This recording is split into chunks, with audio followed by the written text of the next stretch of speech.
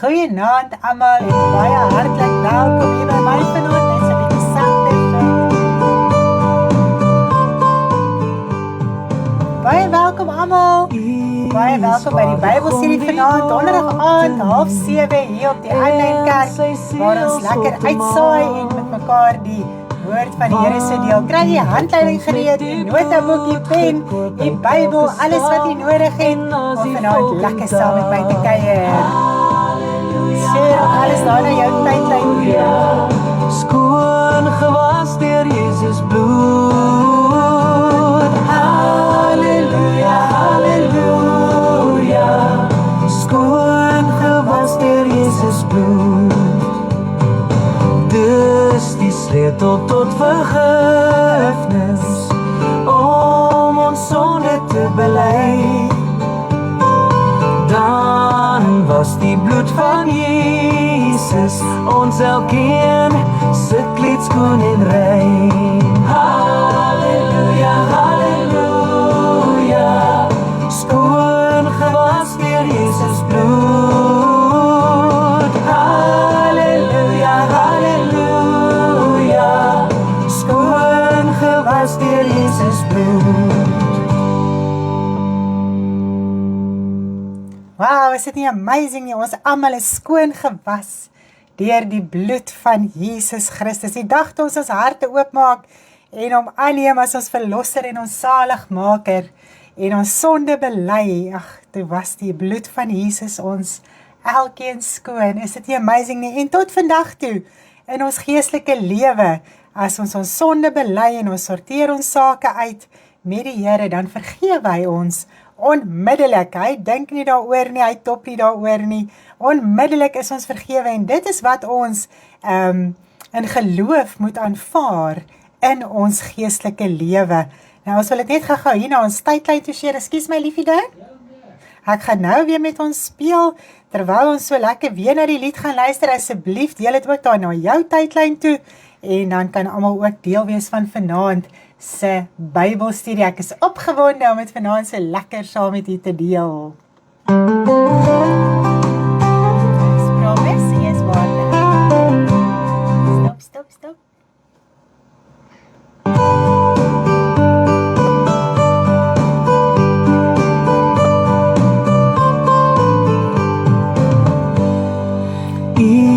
Is waardig om die boek te neem en sy seels op te maak, want die het ons met die bloed gekoop uit elke stam en as die volk en taal. Halleluja, halleluja.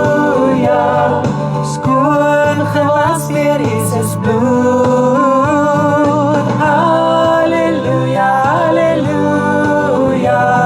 Skoon gewas deur Jesus bloed. Dis die sleutel tot vergifnis, om ons sonde te bely. Dan was die bloed van Jesus ons elkeen se kleed skoon en rein. Halleluja, halleluja. Skoon gewas deur Jesus bloed. Halleluja, halleluja. Skoon gewas deur Jesus bloed. Wow, is dit nie 'n beautiful song nie? Dit is so mooi. Dit is ons hele geestelike lewe saamgevat. Is dit nie so nie? Wow, prys die Here. Hy was waardig om die boek te neem en sy seels oop te maak, want hy het oorwin. Die lam het oorwin. Hy het ons kom loskoop van ons sonde, ongeregtigheid, hierdie ou lewe van ons, sodat ons gered kan word, sodat daar versoening vir ons kan wees met ons hemelse Vader. En sy offer is vir ewig en altyd. Hy het die allerheiligste vir ons kom oopmaak. Hy is die hoëpriester vir altyd. Is dit nie amazing dat ons grote God kan dien wat die Here Jesus Christus gestuur het na hierdie aarde om so 'n groot werk en versoening vir ons te kom doen. En nou vanaand ons opgewonde, goeienaand almal, dit is so lekker om almal se gesiggies te sien. Ons het so 'n bietjie geruil van Dinsdag na Donderdag toe. Ek was bietjie baie lelik siek gewees, maar ek loof die Here, ek is vanaand beter om te kan uitsaai. Ek is so opgewonde daaroor en ek is dankbaar vir my man wat bereid was om Dinsdag my plekkie in te neem, dat ek weer vanaand die plekkie kan inneem. Ag, dit is so lekker om die woord van die Here so aan mekaar te bedien, en terwyl ek vandag so voorberei, toe dink ek, Here, dit is so 'n geweldige voorreg om al die dinge te verstaan, deel te kan maak van ons lewe. Is dit nie so nie? Om net 'n duidelikheid te hê, sekerheid te kan hê in ons geestelike lewe. Nou hoor, hoe meer mense dit hoor, hoe meer hy mense herinner word, hoe meer sekerheid kry 'n mens, hoe meer verstaan kry 'n mens van baie dinge in 'n menslike geestelike lewe. Nou vanaand gaan ons eers definitief oopmaak met gebed, en ons gaan die Here vra om ons te help vanaand met alles. Baie mense sit in druk vanaand, en ons bid vir almal wat in geweldige druk sit, en siektes en dinge, en ons glo dat die Here ook elkeen sal deurdra, sal help, sal voorsien, sal versterk, sal krag gee, met alles wat ons moet face elke dag. So, prys die Here, maar te midde van dit, bly ons almal die Here dien, en dis die belangrikste. Goeienaand Lydia van Aas, Alfred van Aas, goeienaand, ek het julle nog vanaand weer lekker gesien hierso, wie's nog niet, van waar is almal, dankie dat julle sommer so bereid is om vir ons 'n bietjie hallo te sê, dis net so lekker om nuwe mense te sien en te ontmoet, en weet ek gesels en al die dinge, dis net so 'n heerlikheid, en asseblief moet nie vergeet om dit te share dan na jou tydlyn, na jou status toe nie, dit help ook dat mense inskakel, en dat hulle ook die boodskap kan hoor. Baie mense kom wel by ons uit, omdat u bereid is om dit te share, dis net awesome.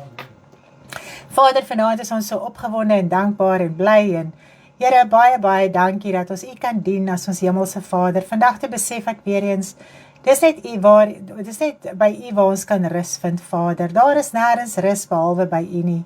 En ons loof en ons prys u vanaand dat ons u kan dien, dat u ons Vader is, dat ons u kinders is, dat ons vanaand so opgewonde en bly kan wees, dat u ons kom skoon was het, deur u kosbare bloed, Here Jesus Christus, dat u bereid was om te kom na hierdie aarde, en die heerlikheid te verlaat van die Vader, om ons te kom versoen met die Vader, om ons middelaar te wees tussen ons en die Vader. Baie dankie daarvoor.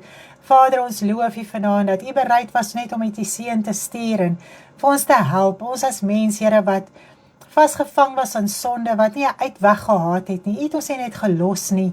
Here, u het, Vader, gesorg dat ons 'n uitweg kry, en ons loof u vanaand daarvoor, dat ons kan hemel toe gaan, dat ons nie vir ewig in die doderyk hoef te wees, of in Satan se koninkryk, of Here, in sonde vasgevang te sit nie. Ons kan ons besluit neem, en ons kan loskom, en ons kan vrykom, en ons dankie vanaand daarvoor. Vader, ek wil bid dat u my sal help vanaand, dat u my werklik die wysheid en die insig sal verleen. Mens berei baie keer so mooi voor, en Here, as mens hier sit, is dit alles of alles swem, en jy weet nie eens meer wat daar staan, en wat jy voorberei het nie, maar ek dankie vanaand dat u my sal help, om kalmte te hê, vrede in my hart, en om dit mooi en rustig en in wysheid en in kalmte te kan deurvat, Here. Ek bid ook vir elke broer en suster vanaand van my, Here, daar is baie wat in druk sit, Here, en ek loof en ek prys u vanaand dat u ons elkeen sal help, elkeen wat in hierdie druk sit, elkeen, Here, wat Vader baie keer voel, Here, wat môre, en ons dankie dat u ons help, dat u ons deurdra, dat u vir ons voorsien, Vader, in elke liewe behoefte. Ons loof u net vanaand en ons prys u. Ons dankie, Here, vir die wat u al reeds aangeraak het, wat gesond geword het. Here, daar was baie wat siek was, Vader, met maaggriep, met sinusse en al die dinge, en ons dankie vanaand dat u elkeen kom aanraak het, en dat ons weer vanaand as 'n gemeente by mekaar kan wees, broers en susters, 'n liggaam in u, Vader. Baie dankie. Ek wil ook bid nog vir elkeen, Here, wat siek is, ongesteld is, Here, dat u sal help, Vader, dat u sal ondersteun, dat ons nie moeg en moedeloos sal raak nie, ook nie in ons druk nie. Here, dat ons nie moeg en moedeloos sal raak nie, maar dat ons nie altyd sal bly dien, Vader, ongeag van ons omstandighede, ongeag ons druk, dat ons vrede in u sal hê, Vader. Here, dit is seker die moeilikste ding wanneer mense deur omstandighede gaan om daai vrede te behou. En ons dankie net vanaand, Here, dat ons u kan vertrou in alles. U sal ons nooit begewe en u sal ons nooit verlaat nie. En dit is wat die getuienis wat ons in ons harte het van u. Baie dankie daarvoor. Ons loof en ons prys u vanaand in Jesus se naam. Amen. Prys die Here, wat 'n heerlikheid en 'n lekkerte om vanaand weer so saam te kan kuier. Ek hoop jy het die handleiding byderhand en die Bybel en die notaboekie en die pen en alles wat u byderhand wil hê, 'n glas water of 'n koppie koffie of wat ook al die geval mag wees, en dan kan ons so lekker afskop met ons Bybelstudie vanaand. Prys die Here. Nou, eerst wil ons begin om te sê dat dit is vanaand die laaste deel van ons Pasga Bybelstudie wat ons gaan doen. So ons het die eerste deel laasweek gedoen en hierdie week die tweede deel, en Stanley het al reeds met die Engels afgesluit, en vanaand gaan ek ook met die Afrikaans afsluit, en ons loof die Here dat hy vir ons wysheid en insig verleen om dit wel so aan mekaar te kan bedien en aan mekaar te kan verduidelik, om dit mekaar te kan herinner. Ek besef net weer vandag een ding, toe ek so lekker deur dit werk en deur dit gaan, besef ek hoeveel sekerheid gee dit vir 'n mens, wanneer 'n mens so herinner word aan alles, en hoe lewend raak dit weer in jou hart, en hoe opgewonde raak dit weer in jou hart, wanneer jy net besef waaroor alles gaan in die woord van die Here. Dit is blydskap, dis heerlikheid, dis opgewondenheid. Die wêreld gee dit net vir so 'n oombliekie, en ag, môre is dit weer oud, en nou is ons weer moeg vir 'n ding, maar in die Here kan ons nooit moeg raak nie, want daar is soveel rykdom. Dit raak nooit ooit klaar nie. As ek so vir die Bybel kyk, dan dink ek, Here, u woord is so ryk, dit raak nooit klaar nie. Want u bly met ons praat, u bly met ons deel, u maak nog meer dinge vir ons seker in u woord. Joh, dis net kosbaar om daaraan te dink. Nou, wanneer ons so kyk na ons handleiding, nou, ons het baie dinge al reeds deurgepraat, so in die vorige Bybelstudie wat ons gehad het. Ek wil net vanaand weet, help die Bybelstudie julle, bring dit ook vir julle sekerheid, is julle opgewonde daaroor? Ek voel sommer dit is so gons in die hele gemeente. Joh, die Bybelstudie, dit is so opgewonde saak, en ek dink almal geniet dit verskriklik, maar ek wil weet, gee net so 'n bietjie thumbs up, of is dit lekker vir jou? Verstaan jy nog nie? Is daar nog baie dinge wat jy nie verstaan nie?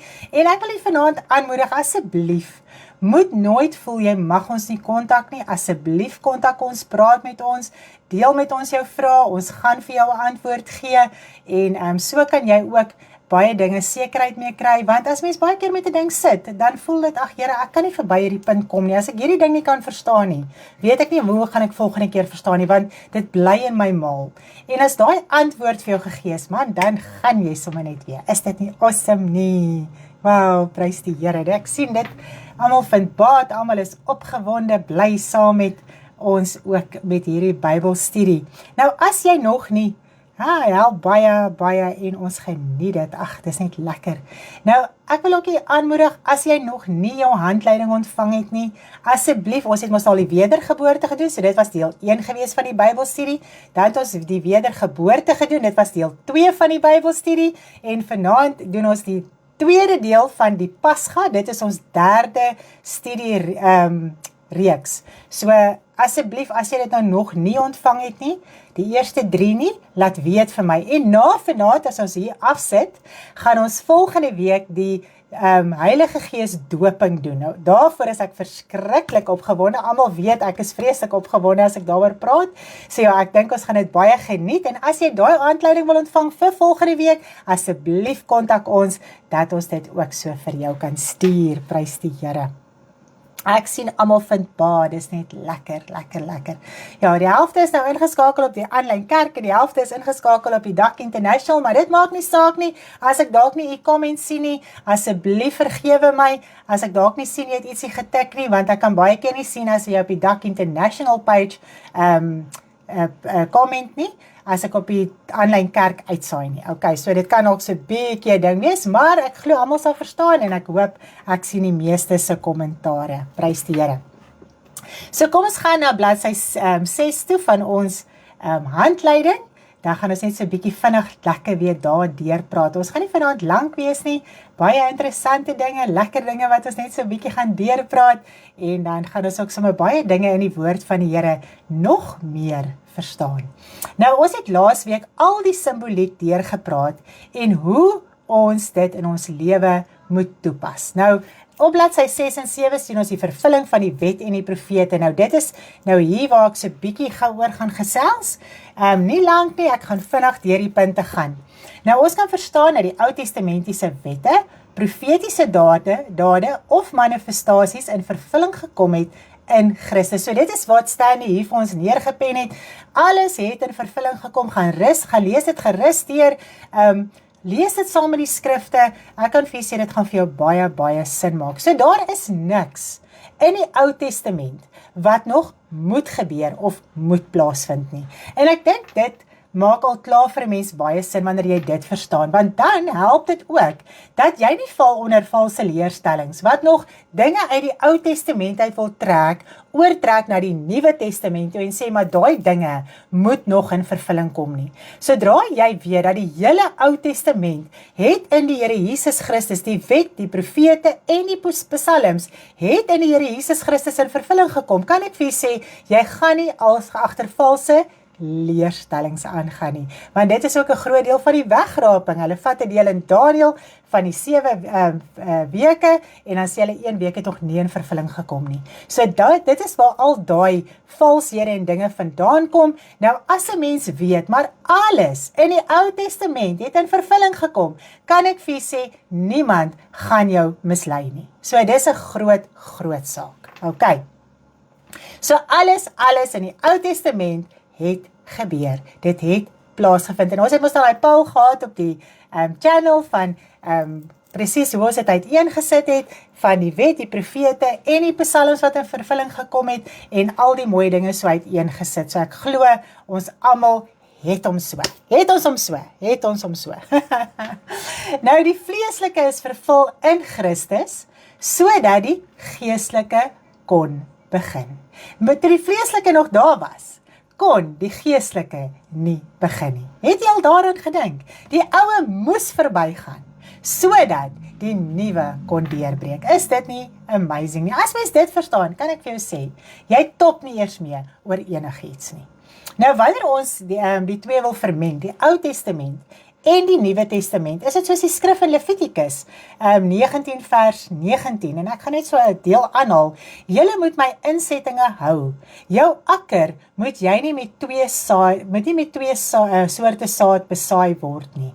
Nou, ons in die Nuwe Testament word beskryf as die akker van God, die gebou van God en al die dinge, maar ons is hierdie akker, en ons mag nie in ons akker, in ons land, twee sade hê nie. Ons kan nie die Ou Testament en die Nuwe Testament vermeng nie, want wat gaan gebeur as 'n mens dit wel doen? Die sade gaan uitbaster. Het jy al daaraan gedink? Nou dit is wat met ons geestelike saad gebeur. Ons het mos nou so mooi gehoor dat die woord is die saad, en wanneer ons die Ou en die Nuwe Testament wil vermeng in ons land, in ons geestelike lewe, gaan daar 'n verbastering plaasvind.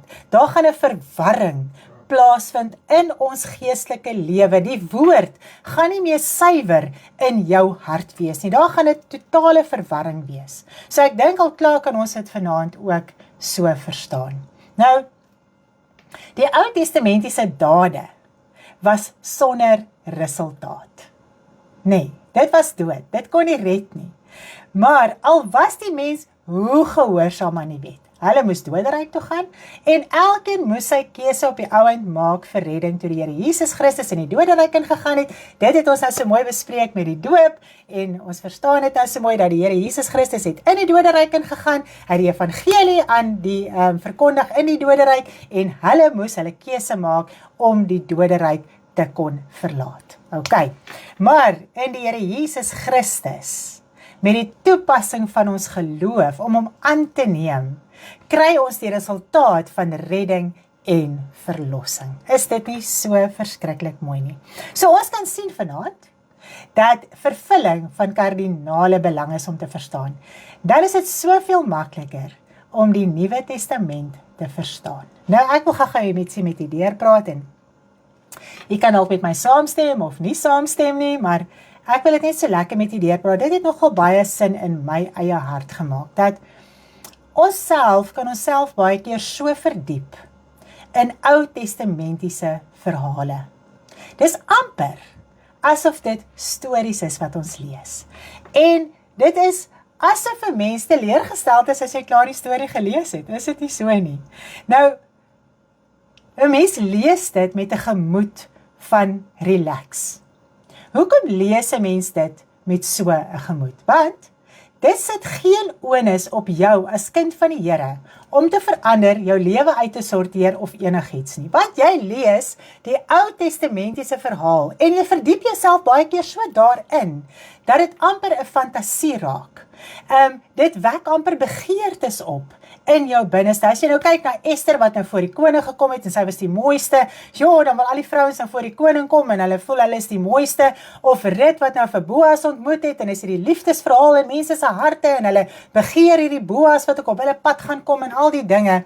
En tog op die ou einde van die dag, as 'n mens kan verstaan waaroor die Ou Testamentiese verhale gaan, wat die betekenis daarvan is, wat kan ons daaruit verstaan, en dat die Here Jesus Christus deur daardie geslag gebore moes word. So dit is waaroor die Ou Testamentiese tyd gegaan het, die verhale, almal wat betrokke was met die geslagsregister van die Here Jesus Christus. Sy name was genoem, verhale was vertel, en dit is wat ons moet verstaan van die Ou Testament. Nie om 'n verskoning te hê as ek nie Bybel wil lees en sommer gou Rut gaan oopmaak en myself gaan verlustig in hierdie liefdesverhaal, want ek hoor mense sê dit.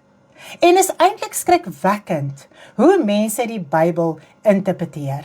Jy is skielik skoon hartseer as hierdie verhaal met die happy ending verby is, maar tog verstaan jy nie baie keer waaroor die Ou Testament vir ons opgeteken is nie. Nou, in die Nuwe Testament besef ek hoe moeilik is dit om die Nuwe Testament te lees.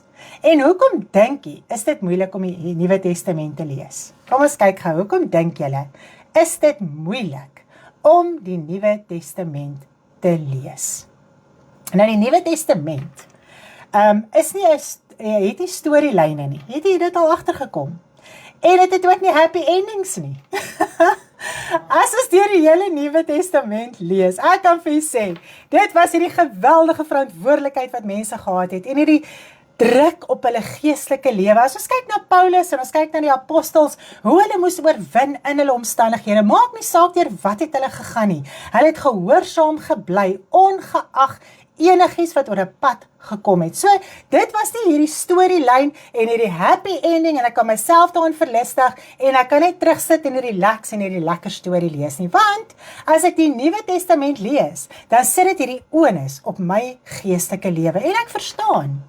Maar Here, terwyl ek hier lees en ek lees hoe hierdie mense pryse betaal het vir die evangelie, dan besef ek in my hart hoe ek my geestelike lewe moet inrig en hoe ek ook pryse moet betaal om die ewige lewe te kan ingaan. Is dit nie so nie?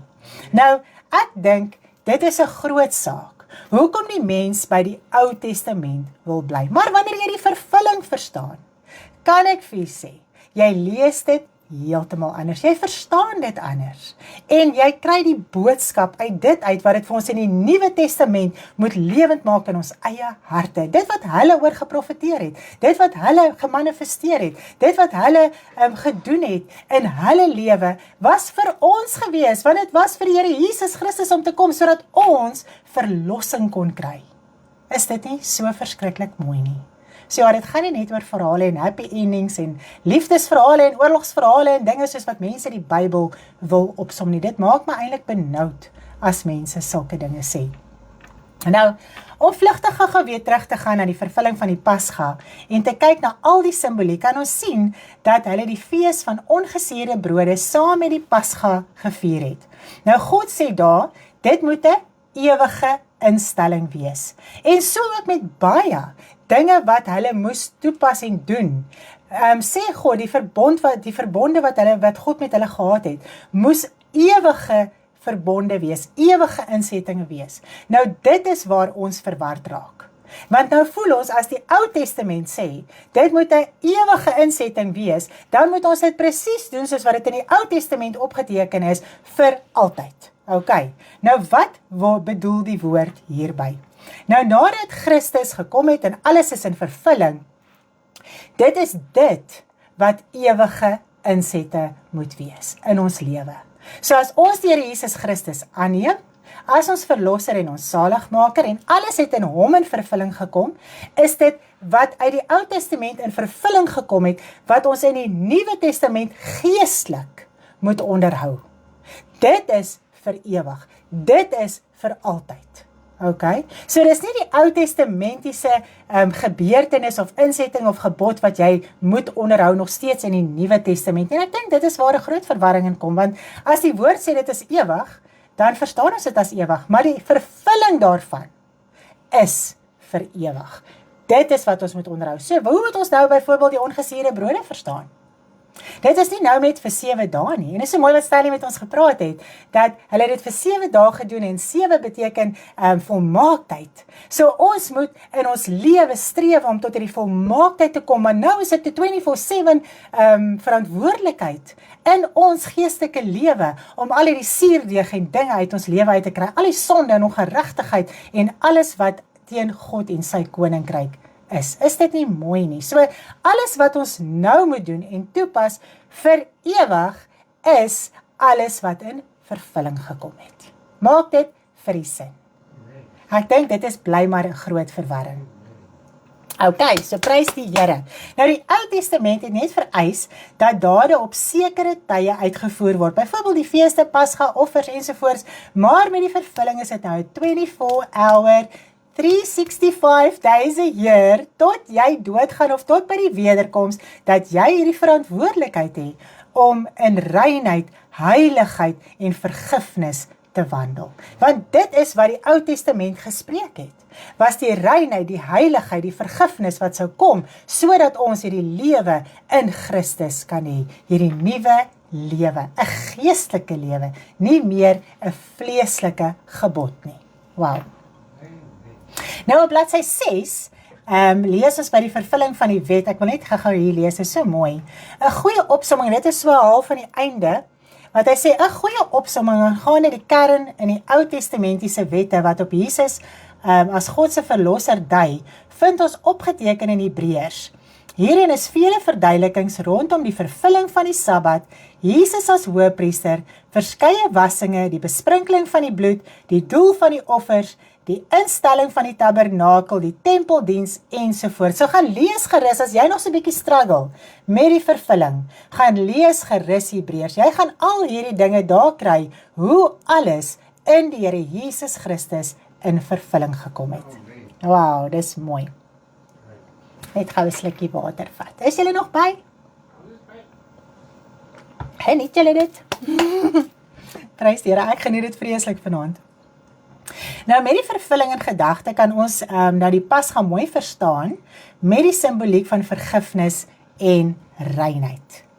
Ok, nou kom ons kyk gou na bladsy 22 tot bladsy 24 in ons handleiding. Ek gaan dit nie deurlees nie, ek gaan dit vinnig so lekker met ons deurpraat. Ok, nou daar sien ons van die manna en die koperslang.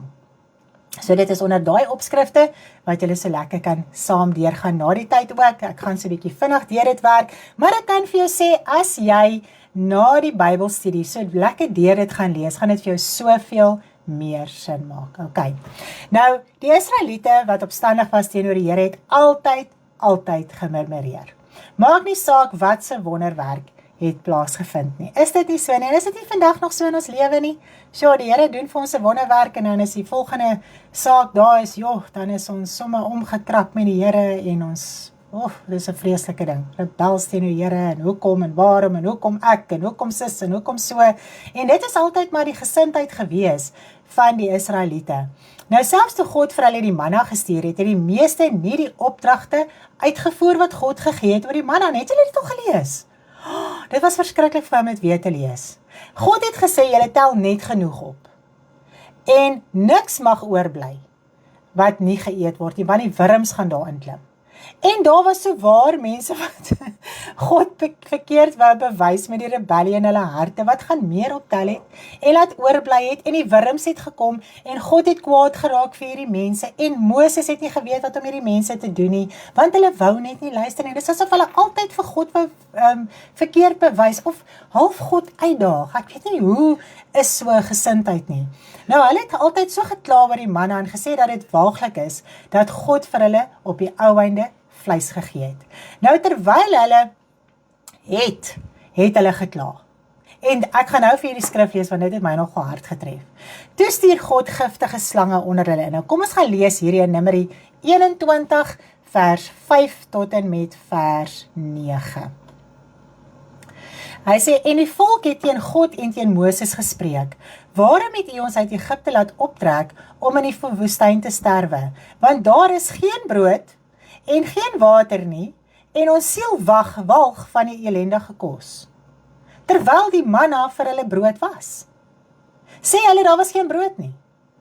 So terwyl hulle gehaat het, hierdie hemelkos, hierdie engelekos, hierdie engelebrood, het hulle gememoreer en gesê, hulle het nie. En God moet nou vir hulle vleis gee, en al hierdie dinge, Toe stuur die Here giftige slange onder die volk, wat die volk gebyt het, en baie mense uit Israel het gesterwe. En die volk het aan Moses gekom en gesê, ons het gesondig, dat ons teen die Here en teen u gespreek het. Bid tot die Here, dat hy die slange van ons wegneem. En Moses het vir die volk gebid. Daarop sê die Here aan Moses, maak vir jou 'n giftige slang en sit dit op 'n paal, dat elkeen wat gebyt is daarna kyk en lewe. Toe het Moses 'n koperslang gemaak en het op 'n paal gesit, en as die slang iemand gebyt het, en hy kyk na die koperslang, het hy gelewe. Nou, hieruit kan ons as kinders van die Here 'n baie mooi ding leer. Nou, ons kry ook hierdie ware manna in ons lewe. Ons het die Here Jesus Christus, die ware manna, die brood van die lewe, het ons aangeneem. Maar voor dit was ons vol gif gewees. En ons was vol van hierdie slanggif, want onthou net, Adam en Eva het gesondig. Hulle het hierdie sonde, hierdie gif in hulle lewe toegelaat, ingeneem. En dit het 'n effek op ons lewe tot en met vandag. Want hoe so?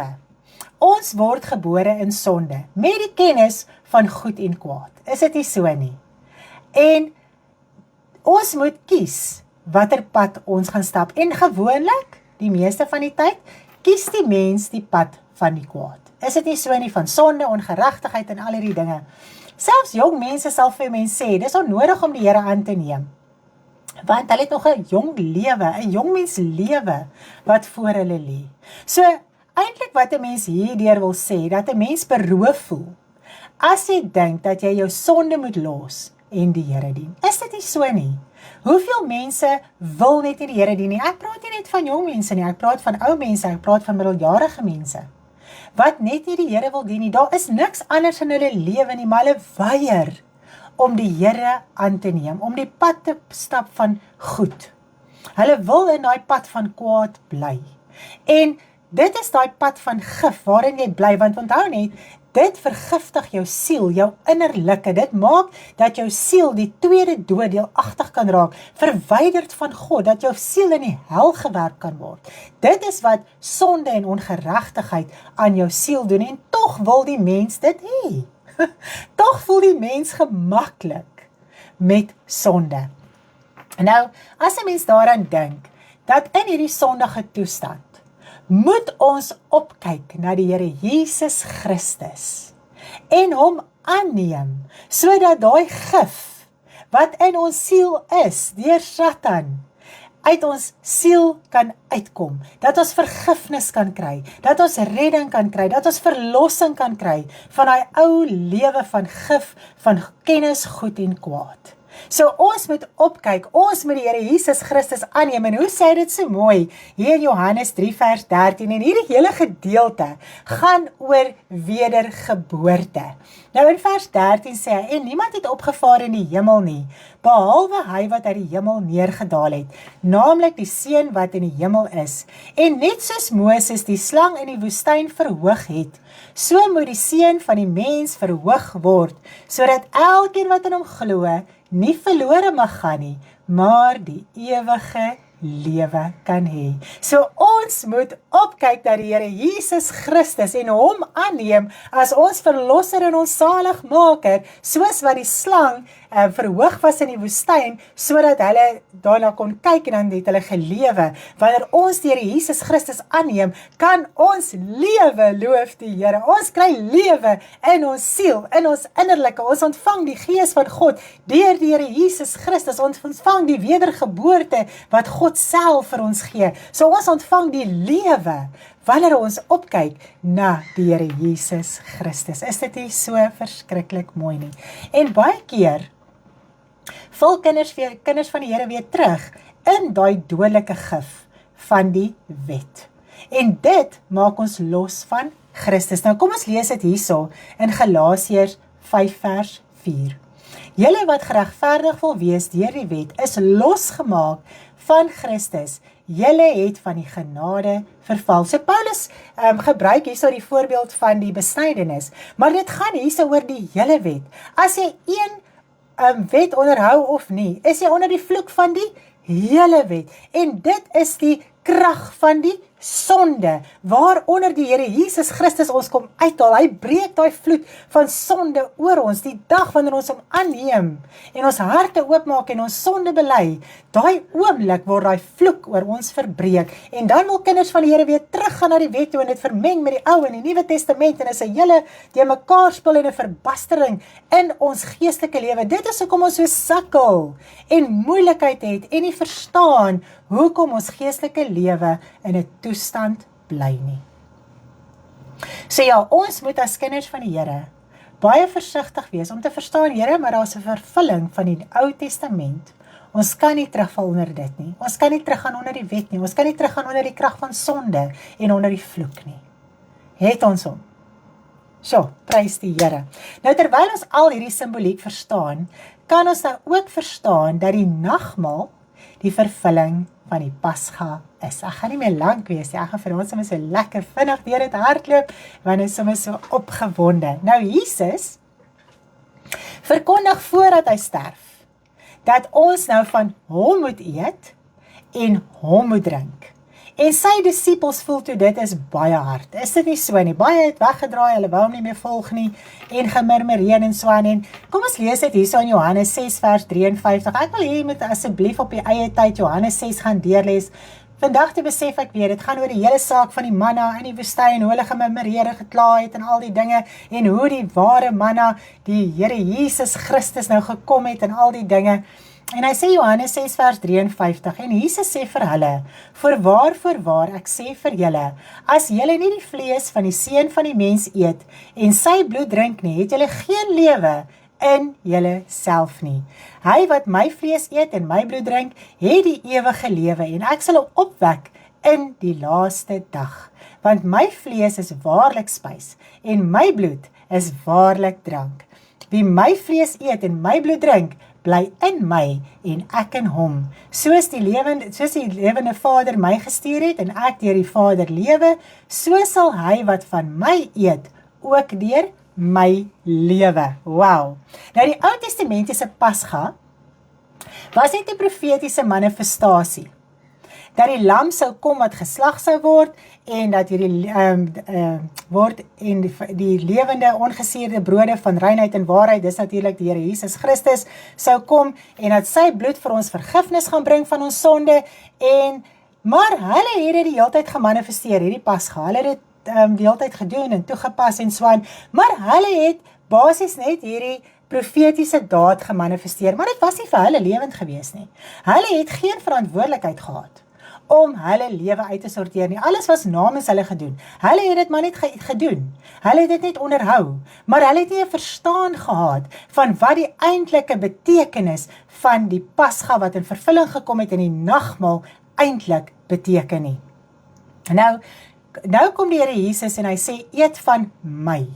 Nou, ek kan net dink, hierdie mense wat net die Pasga gehou het die voorbeeld van die Here Jesus Christus gesien en hulle het besef, hoe rein is hy, hoe heilig is hy, hoe, wat is sy bediening op aarde, wat draai aan ons oor, wat hou hy ons vir ons voor, en ons gaan in sy voorbeeld moet volg, in sy nederigheid, en al hierdie dinge, en hulle het gevoel, dat dit is hard as hy nou vir hulle sê, hulle moet van hom eet, want dadelik het almal besef, maar as ek van hom eet, moet ek soos hy wees. En dit is 'n geweldige verantwoordelikheid, is dit nie so nie? Nou, ek dink daar het almal ook maar besef, dat nou gaan hulle self iets moet doen om gered te word. Hulle gaan self in hulle lewe die verantwoordelikheid moet vat, om iets aan hulle lewe te moet doen. Nou, wanneer ons die Here Jesus Christus aanneem, eet ons van hom. Hy raak deel van ons lewe. Ons ontvang vergifnis deur die belydenis van sonde, deur sy bloed. So ons is deurdronge met die Here Jesus Christus. Dit is my so mooi. Nou die nagmaal is net 'n uiterlike manifestasie van die lewe wat ons alreeds innerlik lei.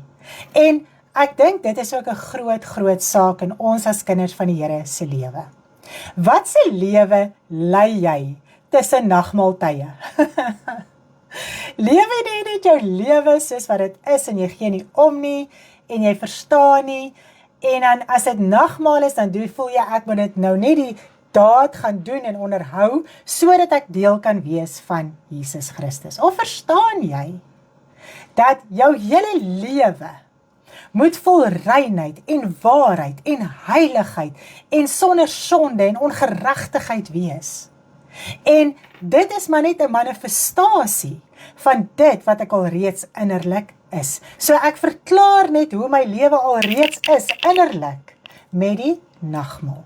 Die nagmaal as sulks alleen kan my nie red as my lewe nie uitgesorteer is nie. So. Nou, ons raak deel van die ware manna. Nou, die ware manna gaan in ons werk. Soos wat dit in die Israeliete gewerk het en hulle harte openbaar het, so gaan die ware manna in ons harte werk en ons harte ook openbaar. So ons kan of die ware manna aanneem en lief hê met ons hele lewe en besef, maar dit is die lewe, of ons kan daarteen rebelleer en voel dis waaglik, want dis oor en oor dieselfde. Dit verander nooit nie. Dit gaan altyd. En tot ons sterf of tot by die wederkoms gaan dit gaan oor reinheid en heiligheid, oor vergifnis. En dit is wat ons harte openbaar. Want baie keer voel mense, is daar nie iets meer in die evangelie as net dit nie? Moet ek nie die heeltyd my lewe aflê? Moet ek die heeltyd deur hierdie druk gaan? Moet ek dit en moet ek dat? Dis onregverdig, dit is sis en dit is so. Nou as jy gaan rebelleer teen dit, soos wat die Israeliete gerebelleer het, gaan dit vir jou hart voel. Dit gaan vir jou ongenadiglik voel. Maar wanneer jy dit kan aanneem en jou verantwoordelikheid kan maak en kan besef, maar Here, ek moet in hierdie reinheid en waarheid en heiligheid lewe. Dis wat ek moet doen in my geestelike lewe. Dan besef jy dat hierdie ware manna, die Here Jesus Christus, die woord, is lewe. Wow, is dit nie mooi nie? Nou, Jesus het die laaste keer, en ek wil hê ons moet so 'n bietjie daaraan dink, van die Ou Testament geëet voor sy kruisiging. Ja. Hy sal nooit, ooit weer daarvan eet nie. Jesus Christus het gesê in Matteus 26 vers 26, kom ons lees dit gou. En terwyl hulle eet, neem Jesus die brood, en nadat hy gedank het, breek hy dit, en gee dit aan sy disippels en sê, neem, eet, dit is my liggaam. Toe neem hy die beker en nadat hy gedank het, gee hy dit aan hulle en sê, drink almal daaruit, want dit is my bloed, die bloed van die Nuwe Testament, wat vir baie uitgestort word tot vergifnis van sonde. So hier het Jesus hulle eintlik geleer hoe hulle van daar af die vervulling van die Pasga gaan moet hou, so in die nagmaal. Hy sê, maar ek sê vir julle, ek sal nou van nou af nooit meer van hierdie vrug van die wynstok drink nie, tot op daardie dag, wanneer ek dit met julle nuut sal drink in die koninkryk van my Vader. Wat het Jesus hierby bedoel? Hy gaan dit nie weer drink as 'n Ou Testamentiese instelling nie, want hy is die ware lam, hy is die ware lewe, wow, prys die Here, en nadat hy gesterf en opgestaan het, kon elke liewe mens hierdie nuwe lewe in Christus kry. Ons kon gered word, ons kan verlos word, ons kan hierdie lewe en krag en heerlikheid in die Nuwe Testamentiese vervulling van die Pasga in die nagmaal, soos in die opdrag van die Here Jesus Christus kry. Is dit nie mooi nie? Nou in die nuwe, dis die Nuwe Testament, is alles vir redding en verlossing. Wow, die ware lam wat geslag is, die Here Jesus Christus, nie net meer 'n manifestasie nie, hy het werklik vir ons kom sterf. Hy het opgestaan uit die dode, sodat ons gered kan word. Ons ken hom nie meer uit die vlees nie, maar ons ken hom na die krag van sy opstanding, loof die Here. Ons ken hom nie as meer as die simboliese lam wat geslag gaan word nie. Ons ken hom as die ware lam wat geslag is. Ja, dis dit. Dis mind-blowing, prys die Here. My man is so oulik. Nou ons is deel van Christus en hy is nou deel van ons. So ons eet van sy lewe en hy eet saam met ons van die nuwe lewe.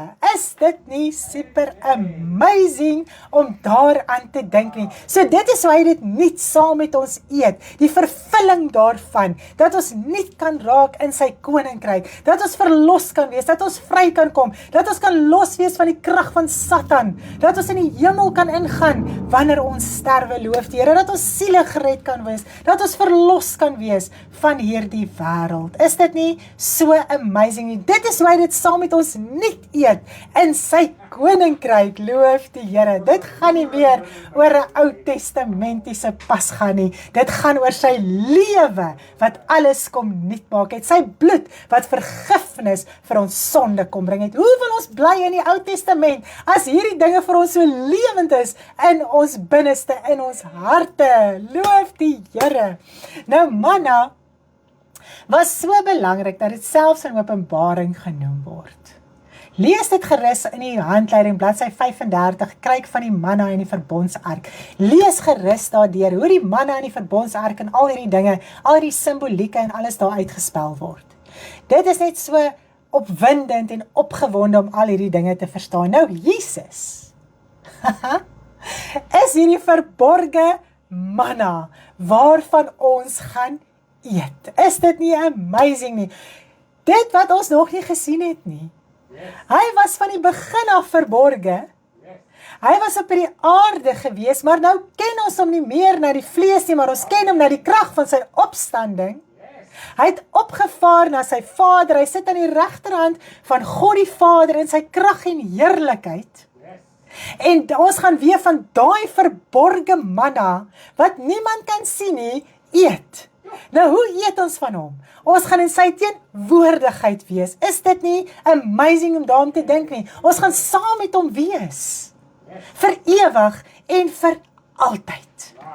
Wow, dis mooi. Dis so verskriklik mooi. Verstaan ons die vervulling van die Pasga in die nagmaal, in die nuwe lewe? Daar is nie meer 'n ou lewe nie, alles het verbygegaan, die oue moes verbygaan, dat die geestelike kon deurbreek, sodat ons verlossing en vrymaking en redding kon kry in die Here Jesus Christus. Prys die Here, daar's 'n roering, ons moet opgewonde raak, ons moet bly wees oor hierdie ewige manna, hierdie verborge manna. Ons moet dit met ons hele lewe net lief hê, en koester, en ons lewe daarvolgens inrig, want dit is hoe ons God kan behaag. Is dit nie amazing nie? Ons moenie murmureer en kla, en elke dag, al het ons, kla ons. Al het jy te min, jy het. Bid, vra die Here, soek die Here, hy sal vir jou voorsien dit wat jy nodig het. Maar as ons die lewe in Christus verstaan, as hierdie goed somme, dan denk jy, Here, moet ek regtig nog hier aangaan? Moet ek regtig nog hierdie lewe lei? Maar ja, ons is hier om die evangelie te verkondig, en dit maak ons opgewonde. Prys die Here. So ja, ons is deur die vervulling van die Pasga. Gaan lees asseblief jou handleiding deur. Gaan kyk na al die skrifte. Dit gaan vir jou net nog meer verrykend wees. Maar jy moet vinnig daardeur werk, want volgende week begin ons met die met die Heilige Gees doping, ekskuusie, en dan gaan ons weer lekker daar indelf en kyk en verstaan, en ek dink sommer ons harte gaan nog meer los en vrykom, en dit is my so amazing, hierdie Bybelskool tot op hierdie punt, die eerste 3 lesse wat ons gedoen het, dit was so 'n geweldige, sterk fondasie, sodat ons kan verstaan wat ons verder leer. Want nou hoef ons nie meer alles te herhaal, al die vervulling en alles nie, want ons het so 'n mooi idee van wat nou vervulling is, en hoe ons dit moet verstaan, hoe ons die Nuwe Testament moet lees, en al hierdie dinge, is dit nie so nie. So ja, as jy agtergeraak het, en jy het nie jou lesse nie, kontak my asseblief, ek stuur dit vir jou op jou e-mail, stuur van jou e-posadres, behoort aan ons channel, asseblief, ons share polls en quizzes en alles daar, dat jy ook bietjie jou kennis kan toets, verstaan jy dit reg, is daar nog dinge wat jy nie lekker verstaan nie, en na vanaand, as daar nog dinge is wat vir jou onduidelik is, asseblief kontak ons gesels dit met jou deur, jy moet op dieselfde bladsy wees as almal, sodat ons kan oorgang na die doping van die Heilige Gees. Prys die Here, anders gaan daar nog baie jou vra in jou gedagtes wees. Ek wil nie ophou nie, dit voel so, hoor. Prys. Ja, ek gaan weer vir ons die liedjie speel, ek dink dit gaan nou vir ons baie sin maak, gisteraan toe ek het so skryf, toe dink ek, ja, dit is nou presies die woorde wat ons vanaand gaan bedien, so geniet dit lekker saam met ons, en ons sien mekaar weer Sondag, en dan gaan Stanley weer vir ons die woord bedien, hy het al klaar sy woord aan die go, ek is al klaar so opgewonde, ons al klaar so roering in die huis, oor die woord wat hy Sondag gaan bedien, ek het gehoor, as nagmaal ook, ons hou jy op hoogte, en luister hierdie lied lekker saam met ons, en so sluit ons af. Bye bye!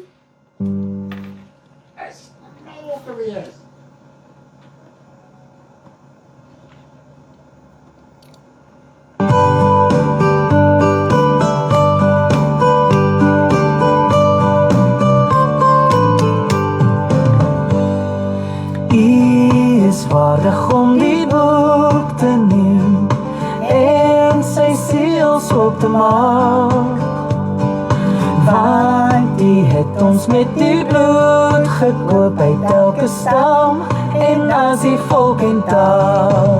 Halleluja, halleluja, skoon gewas deur Jesus bloed. Halleluja, halleluja, skoon gewas deur Jesus bloed.